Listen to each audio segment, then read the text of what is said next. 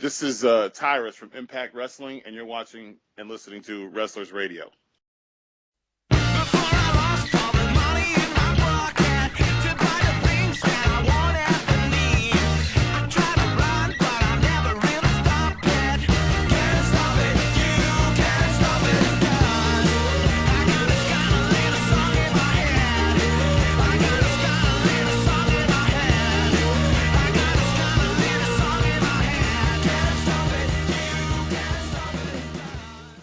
Bonsoir et bienvenue à tous en live pour Late Night Wrestles, un numéro consacré à l'édition 2015 du pay-per-view Elimination Chamber, enfin spécial event vu que c'est seulement sur WWE Network. C'est Pierre à l'antenne et donc au programme de ce soir, ce sera une analyse des événements et des matchs de la soirée de dimanche, donc de dimanche dernier. Pour m'accompagner, une troupe des plus complètes, la crème de la crème. Le premier, c'est le plus grand défenseur du WWE Network, c'est Seb. 999 Salut à toi. Au revoir à tous, je quitte la mission. Au revoir à tous. C'est ta nouvelle catchphrase, évidemment. Faut pas me lancer là-dessus, hein, surtout pas. Oui, parce que vous pouvez voir sur FNLU qu'il a fait un post, tout. Enfin, il va absolument pas vous abonner. Et voilà. Le second n'arrive pas à faire le deuil de la carrière de Christian, c'est Brucey. Ouais, non, mais vous allez comprendre quand il sera champion à WrestleMania et puis c'est tout. Hein. J'ai pas dit quelle année par contre, mais bon. Sinon, il y a pas de problème. Hein. Salut à tous. Les envies de booking ont la vie dure. Pas loin de chez lui, enfin, avec un peu de distance quand même à Toulon, il guette l'occasion d'être de nouveau contre Seb ce soir, c'est Rou Benito. Bonsoir, ouais, pas loin de chez Brucey, faut pas exagérer non plus, il y a juste 500 bornes. Faut mettre une certaine distance de toute façon avec Brucey, sinon... Bonsoir à tous et vive le 999. 999 Évidemment. Enfin. En fait, Seb travaille pour la TNA en loose day et il fait tout pour bousiller la WWE. Je t'en avais dit de pas le dire. Enfin, c'est le seul, l'unique, notre éternelle Bible, celui que la ville de Corpus Christi devrait vénérer comme le Seigneur lui-même, c'est Renaud. Salut à toi Renaud, ça me fait vachement plaisir de t'avoir ce soir. Bang! Salut les amis, je suis super content d'être là. Je voulais plus faire le bang, mais je me suis dit, allez, faut que je fasse ce soir. Voilà, t'as un peu plus rarement l'occasion d'être présent, oui. Mais bon. Ça fait plaisir de t'avoir. Merci bien. C'est bien parce qu'on peut dire des conneries et il nous reprend pas, quoi. Ça, c'est cool. Et il peut carrément nous couper. Fantastique. Rou Benito adore me couper, c'est fantastique. Avant de se diriger vers la ville morte de Corpus Christi au Texas, lieu du pay-per-view, on se laisse quelques instants avec le Coming for You de The Offspring, qui est le thème song de l'édition. Je dis n'importe comment The Offspring.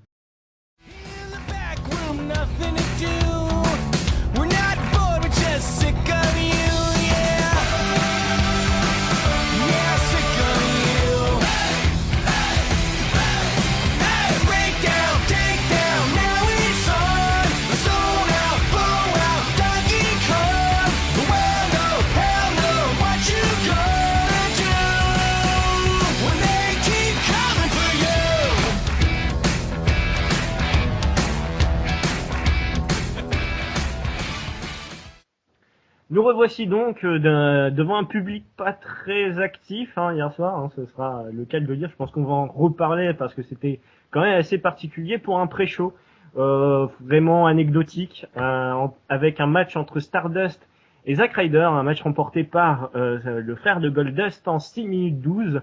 Je pense que personne n'a vu ce match et je pense que personne n'a vraiment envie d'en parler parce qu'il est très anecdotique. Si on l'a vu, si on regardait sur AB1, c'était imposé de voir ce match, on n'avait pas le choix. Donc. En effet, ouais, AB1 a diffusé le pré-show, c'est quand même assez rare pour être signalé. AB1 qui a réussi à avoir l'Elimination Chamber, ce qui n'était pas certain au début, vu que normalement c'était exclusif au WWE Network, si cher aux yeux de Sébastien. Et du coup, le plus important est venu après, avec un Miss TV consacré à Daniel Bryan. Daniel Bryan qui s'est fait un peu chahuté par The Miz rapidement, qui s'est moqué de sa nouvelle pub pour 5 Hour Energy, je crois. Et Daniel Bryan en a profité pour dire que sa carrière n'était pas finie et que de toute façon, il serait bientôt de retour. Donc c'est une bonne nouvelle. Enfin, bientôt. C'est le temps de soigner cette blessure. On en avait déjà parlé lors du précédent podcast. On espère juste que le retour sera définitif la prochaine fois et plus entrecoupé d'une nouvelle blessure. On va passer tout de suite au show en lui-même avec la première Elimination Chamber de la soirée. Concept que JBL a pris le temps d'expliquer pendant le pré-show. Un match tag team entre The New Day au grand complet, donc Biggie, Kofi Kingston et Xavier Woods, les trois pouvaient être là. Tyson Kidd et Cesaro, The Lucha Dragons, Primetime Players, Los Matadores accompagnés de ce cher El Torito, ainsi que The Ascension, un match qui s'est déroulé sur 23 minutes 57, qui a vu plusieurs types de domination. Une fois, c'était The Ascension qui a notamment éliminé en premier Los Matadores. Il y a eu après Tyson Kidd et Cesaro, et après c'était l'opposition entre Primetime Players et The New Day qui a conclu le match avec une victoire des trois hommes prêchant la positivité. Brucey, tiens, commence donc les hostilités. Ouais, ça pouvait être un match intéressant. C'était la toute première fois, donc ils ont beaucoup dit que les titres par équipe étaient défendus dans l'Elimination Chamber, forcément. Et c'est vrai qu'on s'attendait à un bordel, mais finalement, à mon goût, il n'y a pas eu assez de bordel, je trouve. Enfin, le match a mis du temps à s'installer. Ensuite, il y a eu un bon rythme, mais il a fallu attendre à peu près l'élimination de The Ascension. Je trouve aussi très dommage déjà qu'avant Lucha Dragon se soit sorti en n'ayant pas pu faire grand chose. À part Kalisto qui a fait deux trois jolis sauts, dont un du haut de la cage, et voilà, il y avait de bonnes choses en deuxième partie de match, notamment comme d'habitude un bon travail de Cesaro aussi, mais qui a été éliminé un peu couillonnement. Ça aussi j'ai pas trop aimé par Darren Young. Là c'était quand même un roll-up à la con, quoi. J'aime jamais trop ça d'ailleurs, les roll-up, mais voilà. Et puis à l'arrivée, finalement, c'était assez prévisible. Là, la grosse mêlée des New Day qui recouvre Titus O'Neil pour le tomber, c'est logique. Match quand même décevant pour ma part, quoi. Un rug dont devrait s'inspirer l'équipe de France. Pardon. Renaud, toi, qui ne vas pas pouvoir faire de référence historique vu que c'était le premier Elimination Tag Team match de l'histoire, qu'est-ce que tu as pensé de ce match? J'ai beaucoup aimé. J'ai beaucoup aimé parce que déjà, je pensais, ça fait déjà un moment que je me disais cette stipulation-là devrait avoir des matchs tag team, parce que le Chamber est arrivé en 2002, en fin 2002, en novembre au Survivor Series, et déjà à ce moment-là, même vers 2003, je me disais déjà, mon Dieu, il y a un potentiel énorme avec cette stipu, parce qu'il y avait des teams comme la Team Angle, les Dudleys étaient encore là, il y avait Los Guerreros qui étaient là, Jericho et Christian. Il y avait vraiment du beau monde à l'époque déjà pour faire un gros match. Là, moi, j'ai bien aimé, j'ai trouvé le match très bien booké. J'ai beaucoup aimé le contenu du match, du début à la fin. J'ai trouvé que le choix dans les entrées des teams, ça m'a paru très cohérent de commencer avec les Lucha Dragons contre Ascension, où tu avais un duel entre les voltigeurs et puis les mecs un peu plus bourrins, même beaucoup plus bourrins. Les prises bien exécutées, notamment les Lucha Dragons, comme vous le disait Brucey, ce saut de Kalisto m'a fait aussi penser à ce qu'avait fait John Morrison en 2011 quand il avait fait, lui aussi il était monté sur le haut de la cage et il était retombé sur Sheamus. Il était monté même un poil moins haut, Morrison. Là, Kalisto, il a vraiment été au sommet de ce qu'il pouvait être sur cette cage. Ça m'a plu. Le dropkick aussi, à un moment donné, il y a Cesaro qui va te foutre un dropkick sur Darren Young qui est assis sur la troisième corde, sans élan, il lui met un dropkick. C'est assez impressionnant. On sait que Cesaro, c'est un athlète superbe, mais là, il le confirme encore. De toute façon, il le confirme semaine après semaine. Mais c'est vrai que ce move-là était vraiment beau parce que c'est rare de voir Cesaro faire un chassé. Et un chassé sans élan, c'est vraiment chaud à faire. Il a très bien fait. Donc ouais, moi j'ai bien aimé, je trouve que c'est un très bon opener, j'ai pas trouvé que c'était le bordel, j'avais peur de ça parce que ça faisait beaucoup de monde. Finalement c'était très bien, donc j'espère qu'ils vont en refaire peut-être dans l'avenir avec des tag teams encore. Est-ce que vous êtes d'accord avec ça, messieurs? Moi je suis assez d'accord. Non, moi je suis assez d'accord, j'ai bien aimé, j'attendais énormément de ce match, franchement, je me disais que ça pouvait être c'est un tornado tag team elimination chamber match, ça fait beaucoup de trucs pour que ça soit énorme, surtout avec les Lucha Dragons, des nouvelles équipes, on va dire, deux en tout cas qu'on n'a pas l'habitude de voir, plus les New Day qui sont un petit peu, on va dire, nouveaux entre guillemets dans leur gimmick. Donc ça donnait quand même envie de voir ce match. Et il y a eu quelques spots qui étaient sympas. Bon là, cette fois-ci, on n'a pas échappé à la multi-suplex. Ça, c'est un peu gonflant maintenant. On a ça à quasiment tous les matchs par équipe où il y a plusieurs équipes dedans. Et après, moi, ce qui m'a déplu, c'est le moment en fait où où les primetime players dominent le match. Je trouve que c'est vachement brouillon. On voit, enfin, Darren Young, je trouve qu'il est hyper propre dans le ring, mais Titus, il a vraiment un gros problème de propreté.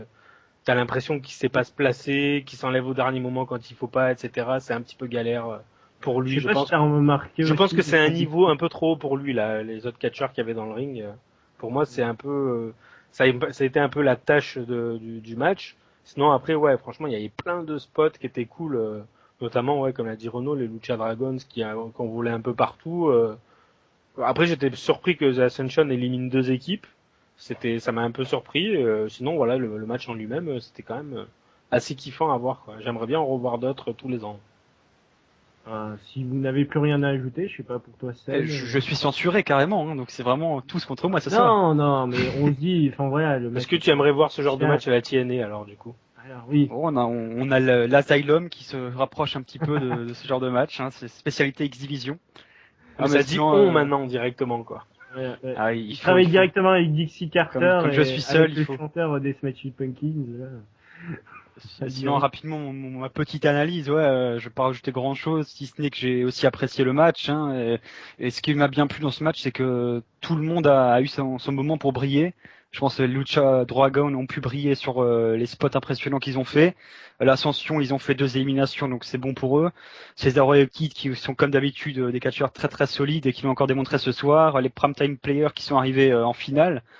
Et bien sûr le New Day qui remporte la victoire, c'est un bon choix je pense parce qu'ils commencent vraiment à avoir des très bonnes réactions du public alors que quand ils étaient face c'était vraiment de l'indifférence qu'ils avaient.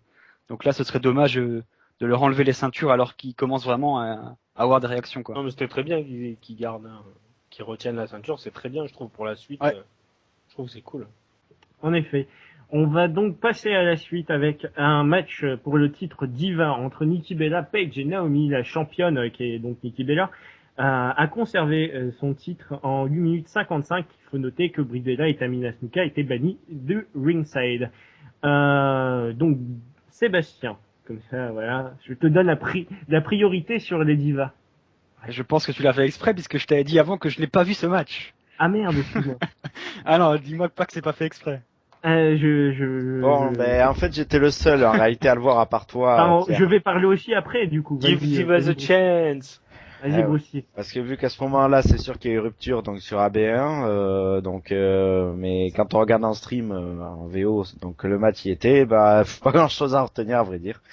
C'était quand même il y avait quand même beaucoup de botch, je trouve, et un match au contenu relativement vide. Faut avouer que j'étais toujours très captivé par les fameux basket dunk de Naomi, et puis par le fait que ça faisait assez Power Rangers, quoi, couleur bleue, couleur noire, jaune, couleur jaune. Enfin voilà. Choisissez votre couleur.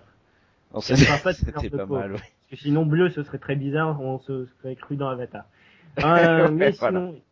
Et sinon, logique que Nikki Bella conserve le titre, voilà. Rien de plus à dire. Ah, moi, je m'attendais à un changement de titre, pour tout. Ouais, moi, je m'attendais à Naomi, moi, un peu. Naomi, pour ma part, non, aucune chance. Moi aussi, parce que je voyais Paige et Nikki Bella, donc, plus fortes, donc, du coup, enfin, buildées plus fortes. Mais je pensais qu'ils allaient donner le titre à Naomi. Le match, ouais, il est court, encore 8 minutes 55. Bon, rapidement, je pense que, pareil, il y avait pas grand chose à dire sur ce match. La division a grandement besoin de 109, mais bon. Je vous propose de passer tout de suite à la suite. Et quelle suite? Un match entre Kevin Owens et John Cena, un match de 20 minutes 06, et j'espère que celui-là vous l'avez pas loupé. Surtout que c'est Kevin Owens qui bat John Cena sans aucune forme de contestation possible. Clean, plus clean que ça, tu meurs, n'est-ce pas, Sébastien, du coup?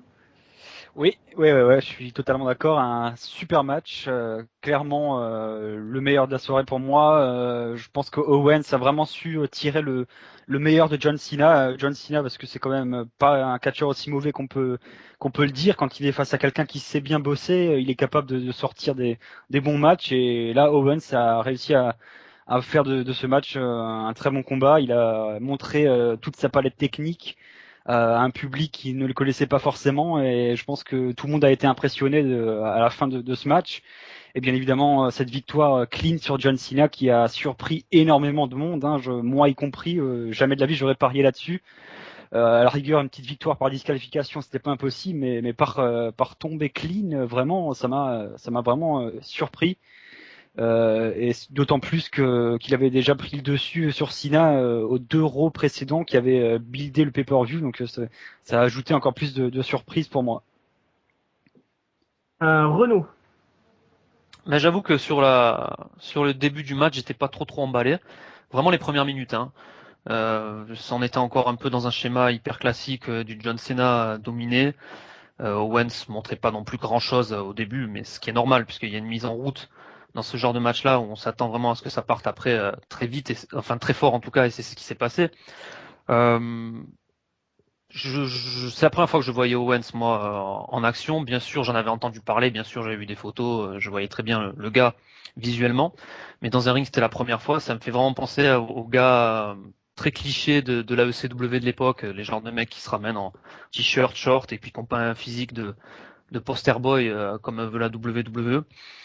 Mais finalement, je trouve que à partir du moment où John Cena a fait son tornado DDT et qu'il a très bien fait, je critique beaucoup John Cena sur certaines prises et sa façon de vendre, surtout quand il vend des kicks où il met ses mains à 10 km du visage, mais son tornado DDT était vraiment super à John Cena, et là je trouve que ça c'est vraiment très très bien parti entre les deux, et Owens a vraiment des moves impressionnants pour le physique qu'il a, c'est assez énorme, et puis sa souplesse arrière qui renverse à un moment donné dans le coin où, en plein vol il arrive à retourner la souplesse, c'est assez hallucinant et super dangereux. Et voir une prise comme ça à la WWE, en indie tu le vois, mais à la WWE c'est hyper rare. C'est même la première fois, sincèrement, je pense que c'est la première fois que je vois ça chez McMahon. Donc c'était très sympa. J'ai vraiment aimé comme c'est parti sur la deuxième partie du match, et c'était vraiment très très intéressant, et je sais qu'il va y avoir un match revanche pour le prochain pay-per-view. Je suis très impatient. Donc c'était super cool. Rubenito. Ah oui, moi je suis un peu comme Renaud, j'étais vachement emballé, j'avais pas souvent vu Owens en action, je l'avais vu 1 ou 2 fois à NXT par hasard en tombant dessus.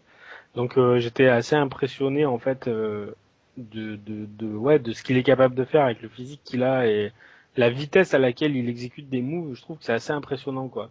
Pour sa taille et pour justement il a pas l'air très costaud comme ça de l'extérieur, il a l'air enfin, il a pas des bras énormes, etc. Donc c'est vrai que c'est assez impressionnant. Après moi, ce qui m'a plu dans ce match vraiment, c'est le storytelling, c'est le fait t'as l'impression que c'est vraiment le rookie contre le maître, et et ça monte petit à petit, comme dit Renaud. En fait, ça démarre assez doucement avec un peu de grab wrestling. J'ai l'impression qu'ils ont voulu montrer tout ce que Owens était capable de faire dans un ring. Donc le mec, si jamais il doit avoir qu'un seul combat dans sa vie à la WWE, il pourra dire qu'il est réussi, quoi. Et ça, je trouve que c'est assez cool de lui avoir laissé montrer autant de choses dès son premier combat. Je trouve que c'est vraiment une belle marque de confiance de la WWE. Et moi, j'étais surpris en fait que le match ne soit pas pour le titre. Je comprends pas pourquoi d'ailleurs. Pour le titre US, quoi. Je trouve que c'est un peu dommage. Moi, je peux t'expliquer ça tout simplement. Kevin Owens, il arrivait en débarquant en disant qu'il avait déjà un championnat.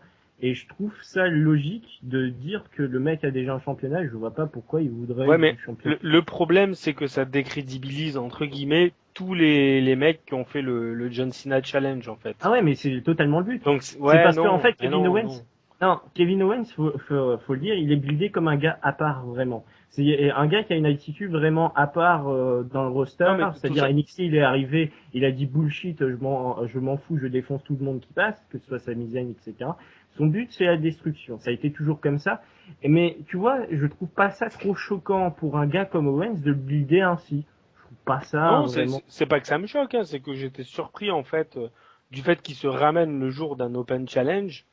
Je suis surpris que du coup ça soit pas pour le titre ce match. Mais après, c'est pas choquant dans l'absolu. Il a encore son titre NXT. Je pense qu'il doit le perdre avant de concourir pour des titres à la WWE, parce que sinon ça ferait un peu double emploi. Et surtout, voilà. ça place quand même NXT à une certaine position de force, hein, quand même. Oui, c'est Sami Zayn de tenir la dragée haute à Cena il y a quelques semaines. Là, Kevin Owens, pareil. J'ai l'impression que ça touche bien NXT ce match-là. Je trouve ça assez cool, hein, pour les gens qui suivent NXT. Moi, c'est pas mon cas, je le regarde de façon sporadique, mais je trouve que c'est assez cool, vu comme le show est louangé, c'est assez cool que le meilleur catcheur du show NXT soit capable de battre John Cena clean en pay-per-view pour son premier match, quoi. Brucey. Bah, c'est vrai que c'est quand même impressionnant parce que mine de rien, Kevin Owens, il rentre dans la caste, voilà, des gars qui ont battu Cena clean, et ils sont très peu. Il y a Daniel Bryan, il y a Brock Lesnar, il y a Il y a eu CM Rock. Punk, je crois, The Rock. The Rock et Ouais, CM il y en- Punk. En il y en tout a cas, dans les quelques-uns. dernières années. Ouais, mais Ouais, dans voilà. les dernières années, on va dire. Oui, voilà. CM Punk. Ouais, du Non, mais Cena, CM Punk, du c'est Cena, pas- Populaire, voilà. Sina Poster CM Punk, Boy. c'est pas hyper clean d'ailleurs. Hein, On va mais... dire, bah, CM Punk, ah ouais, c'est vrai, quand même, Money in the Bank, c'est vrai que c'est pas très clean, pareil à SummerSlam. Mais bon, on va dire, semi-clean. Bon voilà, quand même, il est dans une certaine caste, ce qui montre déjà l'importance qu'il va avoir dans les années qui vont venir. Ça va être déjà un grand représentant. C'est vrai qu'il a un gabarit assez peu atypique, mais il faut s'attendre à en voir un autre débarquer d'ici peu à la WWE, je pense aussi, avec un gabarit similaire, c'est Samoa Joe, bien sûr. Mais d'ici là, de toute façon, les deux s'affronteront à NXT, ça sera énorme, je vous conseillerais ces affrontements. Mais pour revenir au match, c'est vrai qu'à peu près tout a été dit. C'est vrai que il y a quand même une histoire qui est dans ce match, donc à partir de là, je comprends qu'il y ait quand même un démarrage assez lent, bien sûr, qui porte plus sur les attitudes, et qu'ensuite on passe vraiment au in-ring. Et puis je trouve très bien aussi, bien sûr, avec Cena, que à chaque fois, ça soit le catcheur adverse qui puisse avoir la direction, et dans le cas de Wentz, c'est absolument parfait. Autant et d'autres, ça peut être un souci, mais là, c'est absolument parfait. Et mine de rien, c'est vrai que, bon, Cena, je suis pas ultra fan au départ, mais il faut lui reconnaître que cette année, quand même, il a été dans bon nombre de très bons matchs. Donc, Moi, je trouve que j'allais dire son niveau monte de jour en jour, mais c'est pas exactement ça. Mais je trouve que Sina, depuis quelques temps, t'as l'impression qu'il est réimpliqué, qu'on lui a donné entre guillemets une nouvelle mission, c'est de faire bien paraître les jeunes, et je trouve que ça lui va bien. c'est Et lui, il a l'air paradoxalement. de kiffer, Ouais. et t'as l'impression que c'est le Sina d'il y a 10 ans presque, quoi. Et t'avais l'impression que dans sa petite routine là de Poster Boy et de Superman Sina, il commençait à se faire chier. Et là, le fait de redescendre un peu dans la carte et d'affronter un peu des rookies ou que du mid-card, son job, c'est de bien faire paraître ses adversaires. T'as l'impression qu'il prend un pied de folie, quoi. Et ça, c'est assez cool à voir, je trouve. Ah En oui, effet. c'est vrai. Ouais. Et puis c'est au niveau où il redescend paradoxalement le plus bas depuis des années, mais comme quoi, c'est limite, il a reporté, mine de rien, le titre US limite au port du main event, on pourrait dire presque. Il y avait un tweet comme ça, anglophone, qui disait que le match de la WWE, c'était, pour le titre WWE, c'était le troisième titre en termes d'importance de la soirée après celui de NXT et du titre US. Et C'était ouais.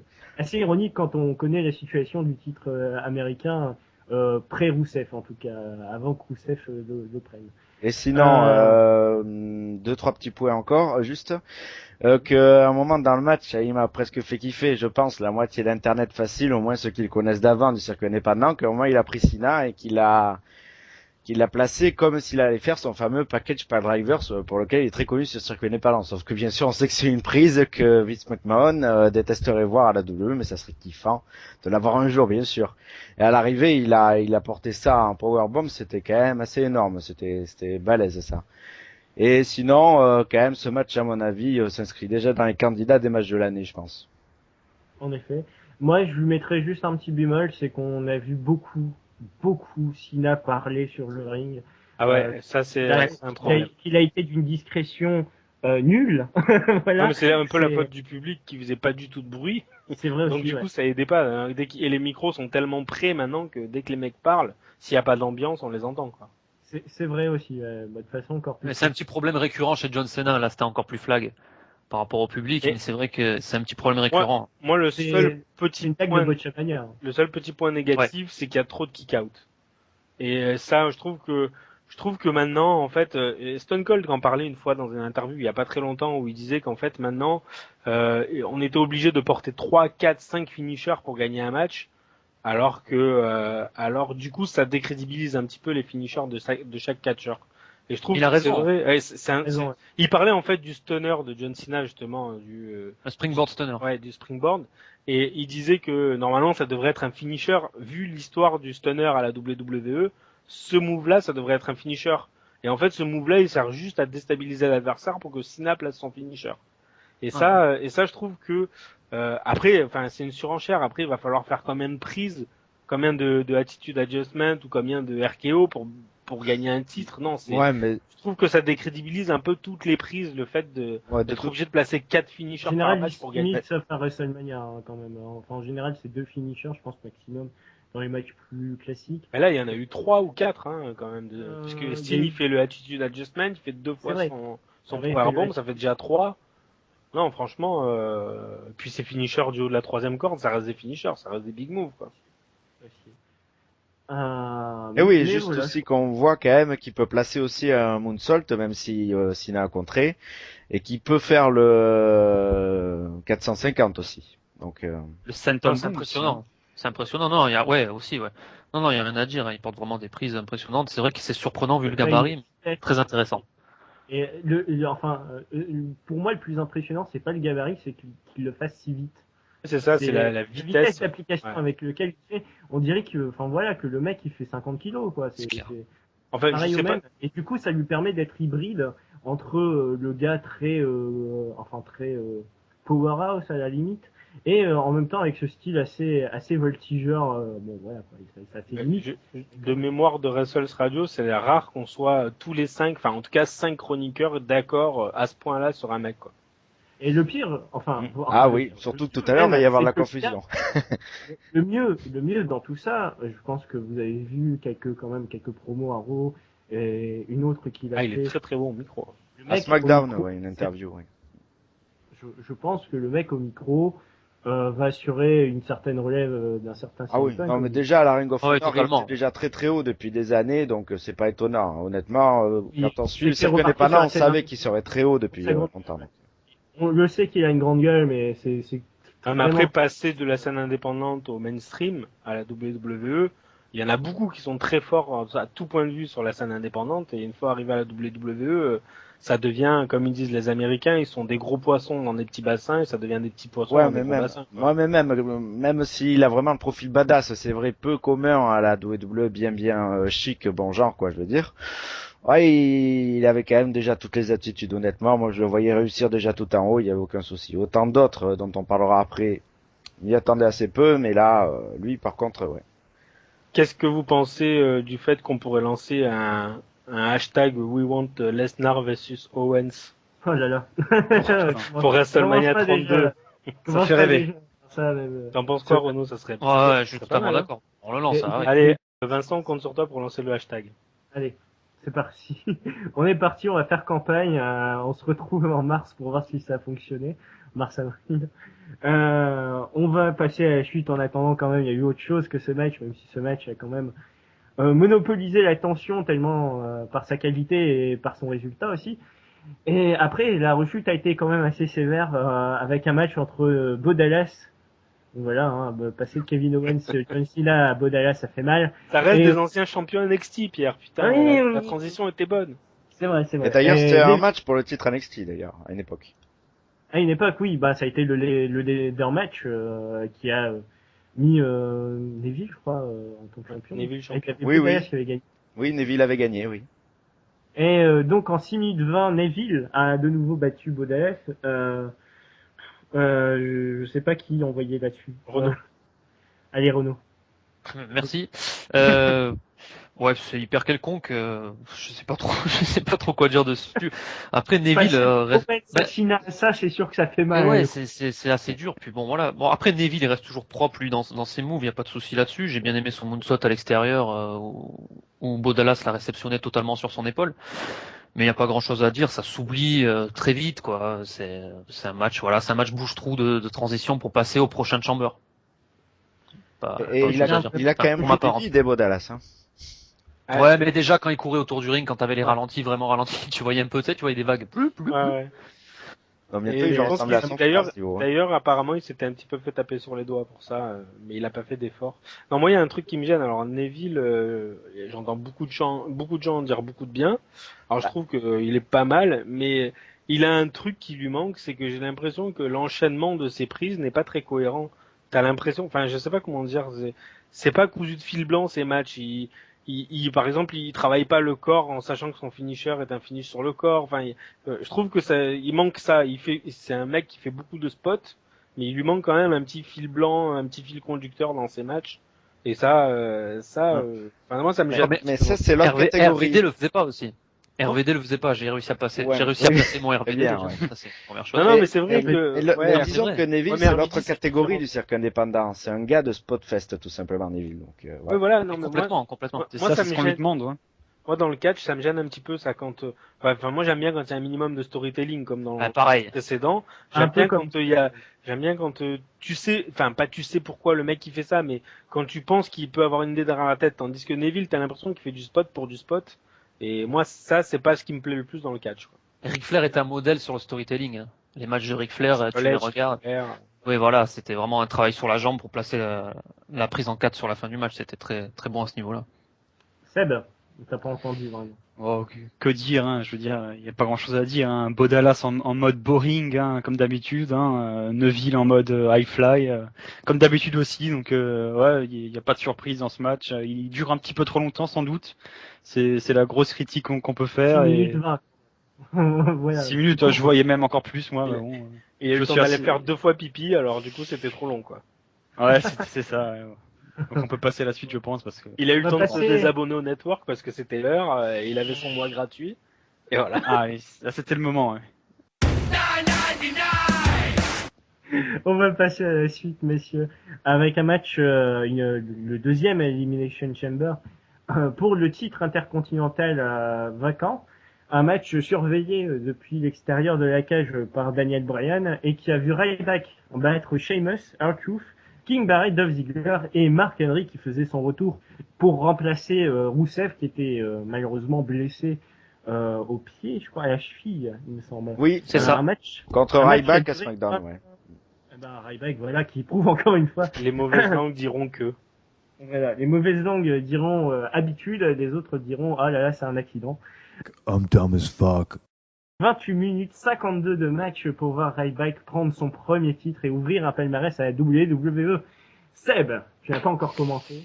Benito non plus, mais Benito commencera après. Alors on a discuté un petit peu avant l'émission là sur le match et moi je pensais au début que j'étais peut-être dans un petit creux, que j'avais sommeil quoi que ce soit parce qu'il était quand même quasiment 4 heures du mat au moment où le match était diffusé, mais en fait vous m'avez rassuré puisque vous y avez à peu près la même impression que moi, c'est-à-dire un match qui était vraiment ennuyant.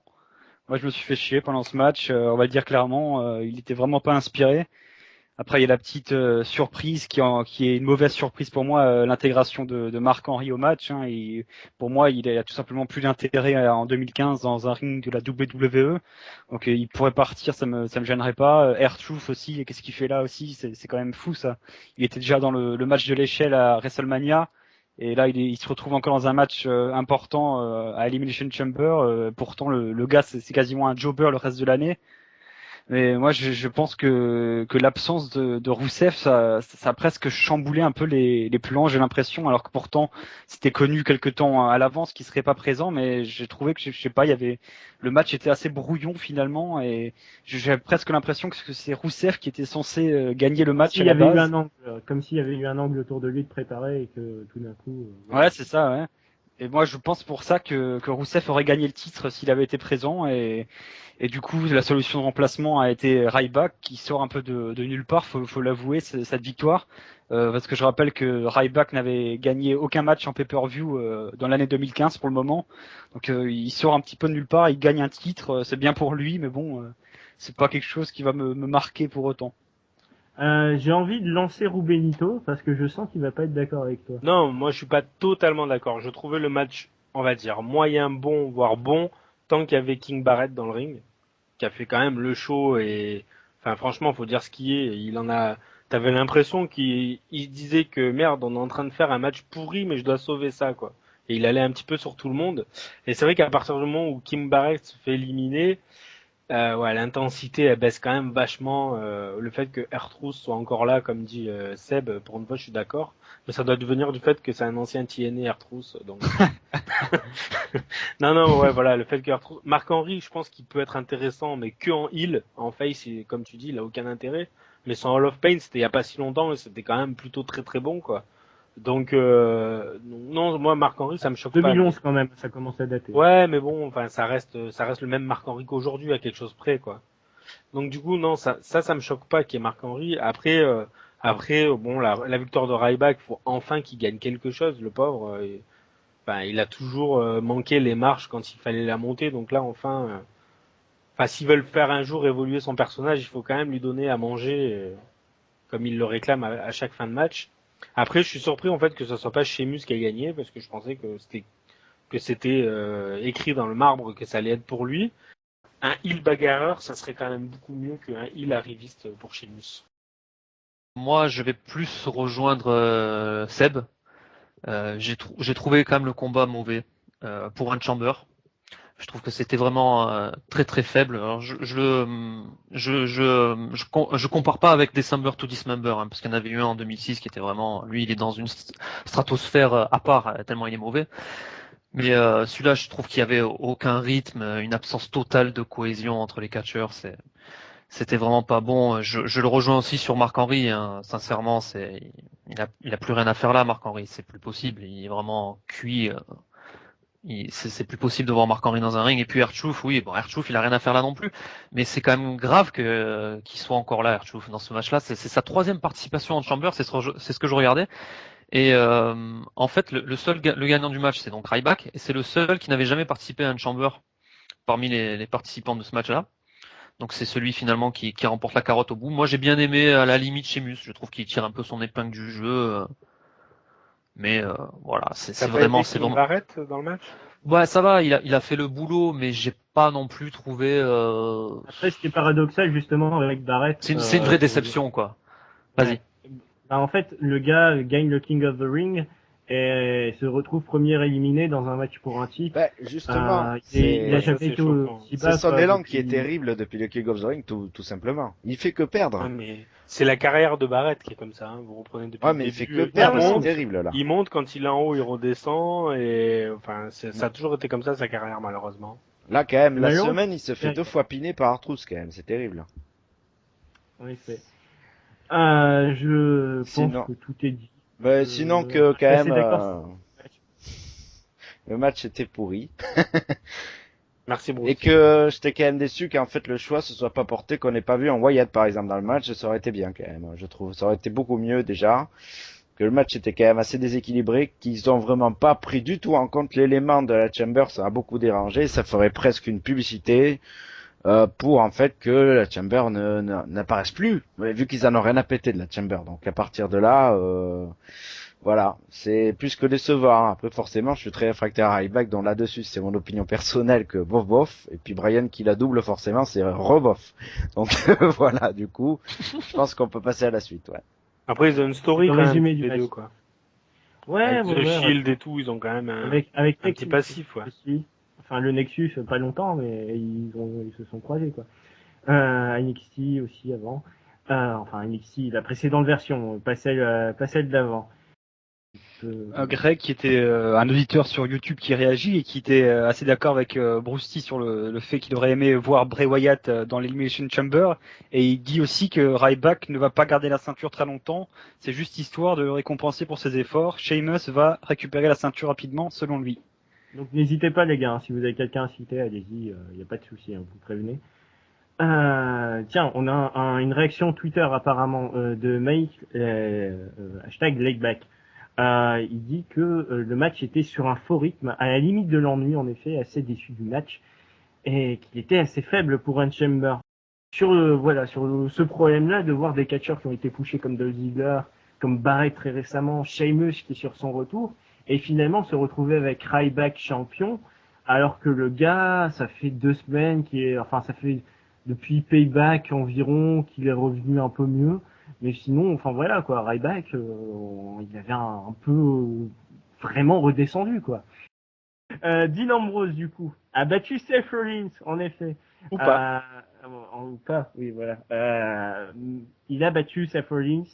Pendant un moment, on a cru qu'il avait le titre, mais finalement, c'est par disqualification, puisque le premier arbitre, qui a été poussé par Seth Rollins vers Dean Ambrose lors d'une prise, est revenu sur la décision du deuxième, et du coup, a préféré disqualifier Seth Rollins et donner cette victoire par Dean Ambrose. Il faut signaler que si Seth Rollins était accompagné de Jamie Noble, Joey Mercury et Kane, Dean Ambrose, lui, n'était accompagné de personne, puisque Roman Reigns était banni du ring. Et non. Si jamais Roman Reigns intervenait de quelque façon dans le match, Dean Ambrose serait disqualifié. Voilà. Voilà, ouais, il était pas banni, mais si bougeait le petit doigt. Ouais. Un match de 17 minutes 9 dont va nous parler celui dont la connexion a été oubliée, c'est Rubenito. Bonsoir à tous. Non, pardon. Non, donc du coup, en fait, moi, je m'attendais quand l'arbitre donc est out, je m'attendais vraiment à voir Reigns arriver et éventuellement une grosse surprise, voir Reigns rallier l'autorité. Donc en fait, en ça, j'ai eu une surprise puisque je m'attendais vraiment à ce scénario-là. Après, pour ce qui est vraiment du match en lui-même, c'est quand même bien en dessous de ce qu'ils ont fait dans le passé, je trouve. Il y avait quelques matchs en fin d'année dernière qui étaient quand même beaucoup mieux que ce qu'ils nous ont proposé là. Il n'y a pas de truc vraiment exceptionnel. Je trouve que c'est un petit peu dommage Enfin, on a vraiment l'impression que c'est que ça a été que Ambrose est là par défaut parce qu'il manque des adversaires à Rollins et ça me gêne un petit peu. T'as l'impression qu'il n'y a pas vraiment de plan prévu sur le long terme pour ces deux-là parce qu'ils sortent justement d'une grosse histoire et donc ça je trouve que je l'ai ressenti un petit peu tout le match et ça m'a bien gêné et voilà. En gros, je pense qu'ils sont capables de faire beaucoup mieux et ils ont déjà fait beaucoup mieux. Et là, donc du coup, c'était quand même assez décevant pour moi. Mais en fait, ce match, je crois qu'il m'a rappelé un match, mais de 2015, mais décidément, la mémoire me fait défaut là sur récemment. Mais d'un pay-per-view où je me souviens, c'était un match qui était assez décevant, dont on attendait beaucoup. Je me rappelle plus entre qui et qui, mais qui était en gros une promo du match pour le prochain pay-per-view. Même Entre si ça Bray pourrait Wyatt être- et Dean Ambrose. C'était Bray Wyatt Ambrose, Ah, mais voilà. c'était au Survivor Series. La Survivor Series, hein, voilà, c'était en Autant 2014. pour moi, oui, voilà. Donc, en fait, je crois que c'était uniquement un prélude pour Money in the Bank, en fait, à l'arrivée. Après, je suis de l'avis de Rubenito que, Ambrose, là, on y a cru qu'il a pris le titre. Ça, c'était quand même une grosse surprise et les yeux exorbités de Rollins sont toujours assez énormes. C'est sûr qu'il va patienter, au moins, voilà. Après, on sait qu'il va y avoir Lesnar qui va revenir pour SummerSlam. Donc on va voir comment ça va se passer là. À mon avis, cette ruine sera encore le titre. Et puis voilà. Mais c'est vrai que pour Ouais. l'instant, on a du mal à imaginer Ambrose encore avec le gros titre, curieusement. Moi, je vous trouve vachement dur sur le fait que ce match était juste un prélude à MITV.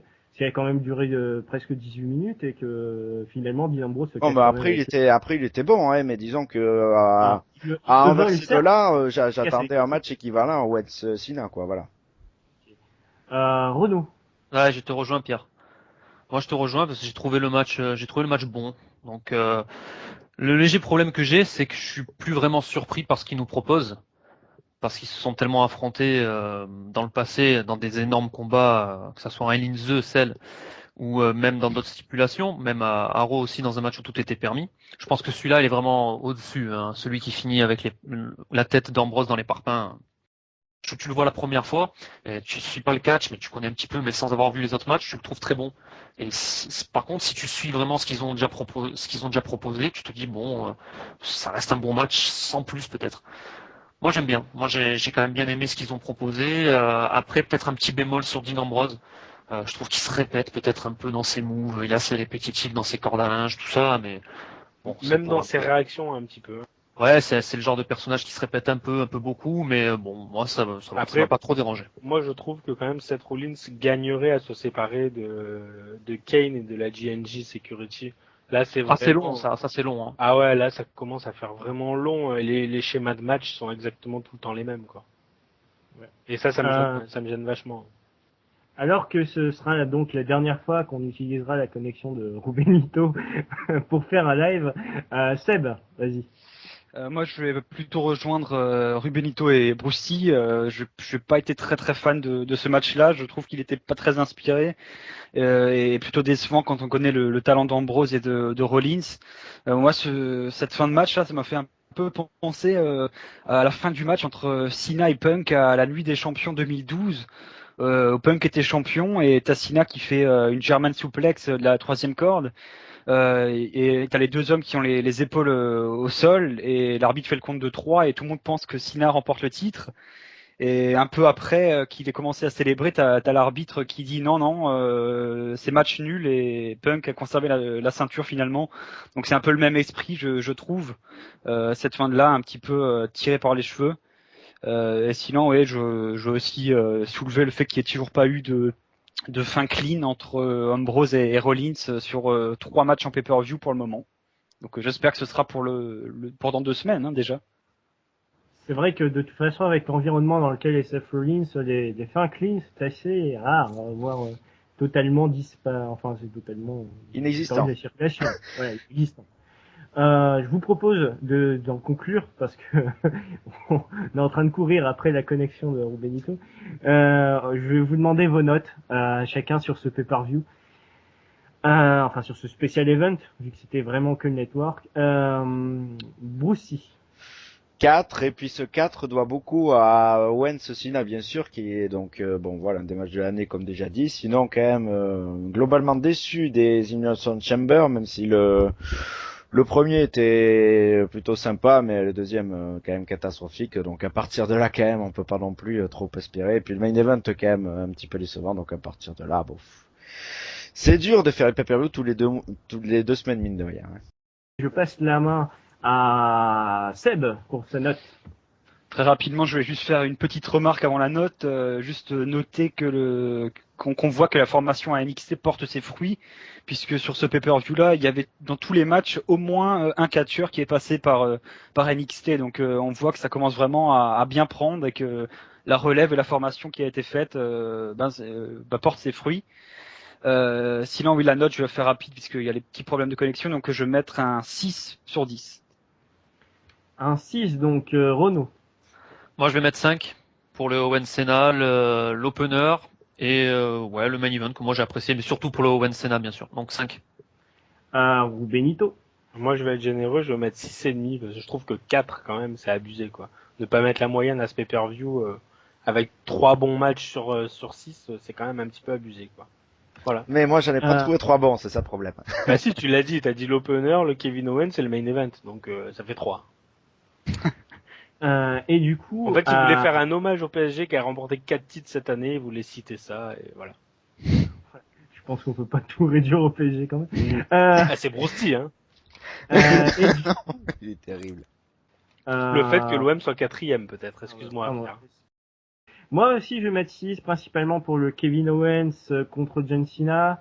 Le main event que j'ai plus apprécié que vous tous, parce que je l'ai trouvé vraiment bien construit. Que la fin est un peu handicapée par le fait qu'il y ait des restrictions, mais c'est pas trop grave. Après, par contre, il y a l'Elimination Chamber du titre intercontinental qui est vraiment nul, et le match Neville-Bodales qui sert à rien. Donc voilà, on va voir la note. Normalement, c'est un 5,5 sur 10, donc note assez Bien moyenne. payé. Voilà, bien payé pour Brucey amical forcément.